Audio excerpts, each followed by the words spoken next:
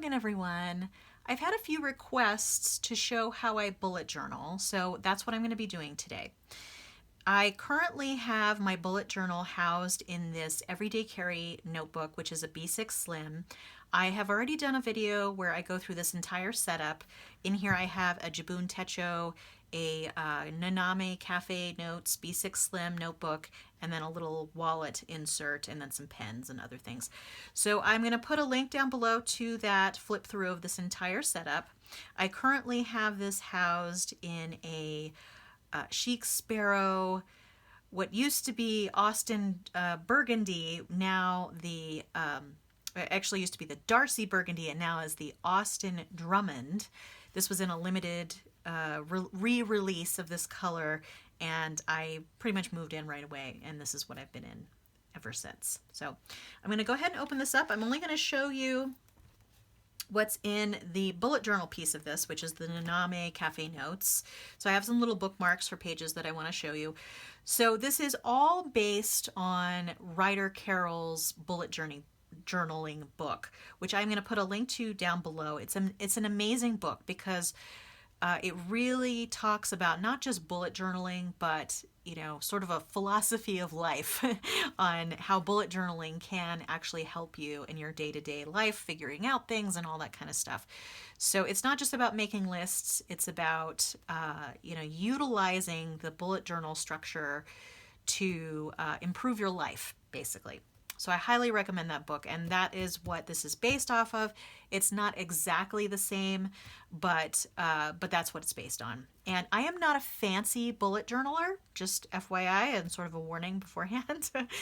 It's basically all writing. Sometimes I'll put some washi tape in here, some stickers, depending on what happens that day. But other than that, it's pretty much just utilitarian bullet journaling. So let's go ahead and start with the, okay, so here, and I've had this for a while. I mean, with the pandemic, and this is a big book, the Naname Cafe Notes book has a ton of pages. But with the pandemic and not having a whole lot to write in here, it's been taking me longer than I think it would have normally. And I'm actually thinking of changing this setup. I think I mentioned on a prior video that I was going to combine my calendar planner with my bullet journal in a Jabun Days B6 Slim. So that is going to be what I'm going to start in 2020, or 2021 rather. I'm so ready to be done with 2020. So that's the plan for 2021, and I figured it would be good for me to show this setup before I moved into that. So here we are. The index is at the beginning, and then I have a little key for things that I have written down. In the index, I don't put the daily bulleted lists in here. I just put what we call collections, and then monthly logs, future logs, and that's pretty much it, I think. Monthly life, yeah, because the other thing is the daily logs, which I don't put in the index. And I've put a little M next to the places for the monthly logs. I've also put an F for the future logs. I think I have another one in here. And then collections can be pretty much anything that you come up with. So I'll go ahead and show you a couple of examples of collections. So this one was one when I was trying to figure out, actually let me take that out, and this one too. So this is when I was trying to figure out different uses for traveler's notebooks. And as you can see, I have actually dedicated some notebooks to these uses, and some, who knows if I'll ever use it. But this kind of collection, a collection can be anything. It can be you trying to figure out how to achieve a certain goal, or it can be a list like kind of this is of different ideas of how to use things. I also have lists in here of potential art titles, for example, for the art pieces I do. I've also used some of these pages to take notes in some art classes, so I've made that essentially its own collection. But a collection is basically anything you want it to be. And again, I would refer to Ryder Carroll's book on his description of collections. And then here's one more collection. So this was me trying to figure out which watercolor supplies I wanted to buy. So these are not necessarily any sort of insightful or reflective collection, but these are things that I kind of want to keep around and will outlast sort of the day-to-day bulleted list until obviously it's completely full, in which case I would consider this complete. And let me show you the monthly log. So this is from last November. And how I have it laid out is, so I put monthly log on both pages, and then over here I essentially put a list of the things, either events that are going to be happening that month or tasks that I want to complete that month. And then I actually go through and number the days of the month over here and then use it essentially as a monthly calendar. So I do have some duplication. I have this monthly calendar here, and then I also have my monthly calendar that's back here in my Jibun Techo. It's just a little bit of a different format, but this is helpful, especially for, holidays and stuff like that, so that I can see the whole thing at a glance, and that's what it is. And I have some extra space down here because I put the number days on every line in here. I wouldn't have enough room if I did it every other line, which is generally how I write in here. So I put it on every line, and then I do have some space down here to put some more lists or whatever. So, and then I'll show you an example of my days. So again, this is pretty simple. Basically, I just go in a continuous fashion. I will put the date and the day of the week at the beginning of my daily list or my daily bulleted list, and then I will carry over anything from the prior day that I didn't do, and then I will either put little notes. So this is sort of all purpose. I will put notes from the day. I will put tasks for the day. Let's see if we can find. So like here I had an appointment at 6 p.m. and then I made a note that we started our dog on a different wet food to see if it helped with his allergies. So that was just a note to myself. And then I had a task for myself of packing up something to return. So it's really kind of messy. And I chose to, the Writer Carol book has a suggested key for symbols that you can use. I have changed, I forget, I think his symbol for something that's complete is either a dash or something of that nature, but I have chosen to go ahead and completely cross through it because I find that more satisfying to actually cross through a task when I've actually completed it. And here you can see this was a task that I didn't complete this day, so I put a little arrow indicating that I'd moved it to the next day. So that's pretty much it. It's pretty simple. And then all of these tabs here, so I have a collection for Edison card lists, which I go over in my bullet journal setup, but basically it's these little cards. And they have questions on the back, like childhood memories that you should share with loved ones. And it's a list of 10. So I have a variety of those lists in here. And I have tracked those in the index as well. But essentially it's because they are a collection. And I don't think... Oh, so here's a future log. Yeah, I wanted to show you that as well. My bookmark had gone down a little bit. So for the future log, I essentially put 6 months on 2 pages.